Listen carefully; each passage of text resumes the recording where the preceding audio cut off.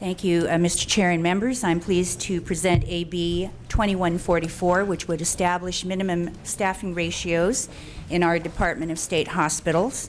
This bill is similar to a measure that was brought in 2012, but only dealt with ancillary staff. That measure was brought by a former colleague of ours, Assemblymember Michael Allen, and was regrettably held in Senate appropriations on suspense. Assembly Bill 2144 is designed to respond to the increasingly forensic or quote-unquote criminal population that are now being sent to our state's mental health hospital system. And in order to ensure adequate mental health treatment, a safe living environment for patients, and a safe working environment for staff, AB 2144 establishes these minimum staffing ratios 25-1. Thank you. Thank you. Hearing the motion in the second, I'd like to turn now to some of my witnesses, Zach Hatton, and I believe we also have Kobe Pizzati. I know you have a two principal witness rule, yes. So maybe I should let you guys sort it out, but certainly would like to defer to the witnesses that have joined me today. Whichever two of you want to go. Okay. Mr. Chair and members, Kobe Pizzati with California Association of Psychiatric Technicians. In 1983, the direct level of care ratios were set for the state hospitals at 1 to 8, 1 to 8, 1 to 16, and that's AM, PM, and then graveyard shift. At that time, the forensic population inside the state hospitals was less than 20%. Now, 31 years later, the forensic population inside our state hospitals is now 96%. I think it's very safe to say that the therapeutic treatment environment has changed dramatically with this population. The current staffing ratios for acute units inside the state hospitals is 1 to 6. However, now that nearly all the patients in the state hospitals are there on forensic commitments, I think it would be safe to say that every unit would be qualified as acute. Oftentimes, when a hospital deems a unit to be acute, they must draw from other areas in the facility. If there are not enough bodies to spare, as often is the case, the hospital will require exhausting and expensive overtime. I'd also like to commend the committee staff on an excellent analysis and pointing out that the nurse-to-patient ratios that were established in 1999 with AB 394 and the Kuehl bill specifically exempted state mental hospitals. So with that, I think it's time to acknowledge that our staffing ratios are inadequate for the population we are treating. Increasing the frontline direct level of care provider ratios not only make the state hospitals safer for patients and staff, it allows our professionals to provide better treatment by creating a more therapeutic environment for all. For these reasons, we urge your support on this legislation.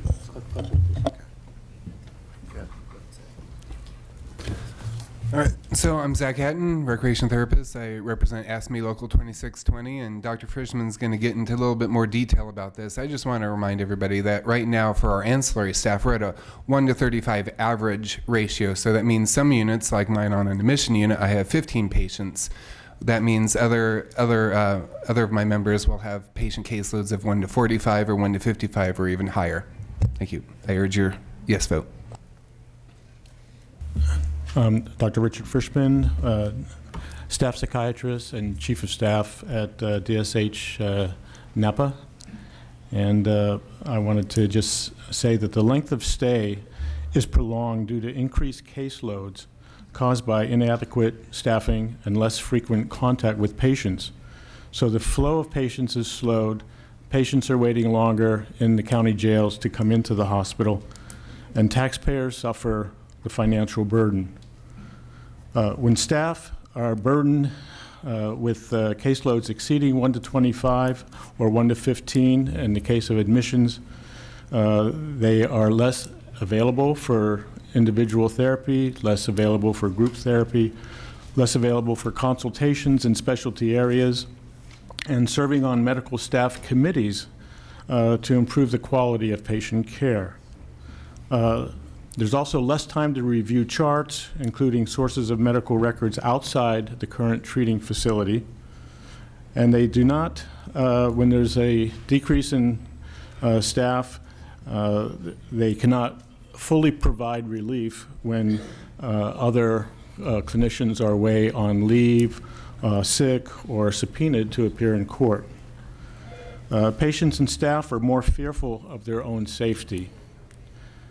Morale is likely to increase among all staff when they see that the lawmakers are taking the necessary steps to correct the shortcomings created by inadequate staffing. With less staff, it is even more challenging to respond to the needs of suicidal and aggressive patients.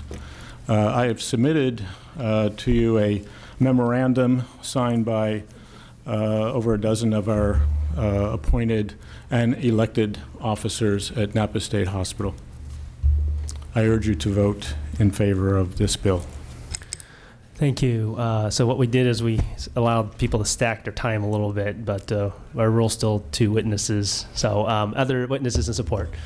Just name an organization. Mr. Chairman, committee members, Doug Chip, on behalf of the Union of American Physicians and Dentists, would ask me in strong support. Thank you. Michelle Cabrera with SEIU California, also in support. Selena Pryor Dansby with SCIU Local 1000, also in support. Okay. Seeing no other support witnesses in opposition? Seeing no witnesses in opposition, questions from committee members? Seeing no questions from, Mr. Chesborough, yes. All right, it's moved. Is there a second? I think they Okay, did it's been already. moved and seconded already. Okay, it's been moved and seconded. Thank you. Seeing no other questions. Shimada, I want to thank you so much for bringing this bill for us. I'm going to be recommending an aye vote. Would you like to close? Just quickly, I do represent Napa State Hospital, where regrettably a psychiatric technician, Donna Gross, lost her life on my 60th birthday in 2010. So it's now almost 4 years later. I think these changes are long overdue. I respectfully ask for your aye vote.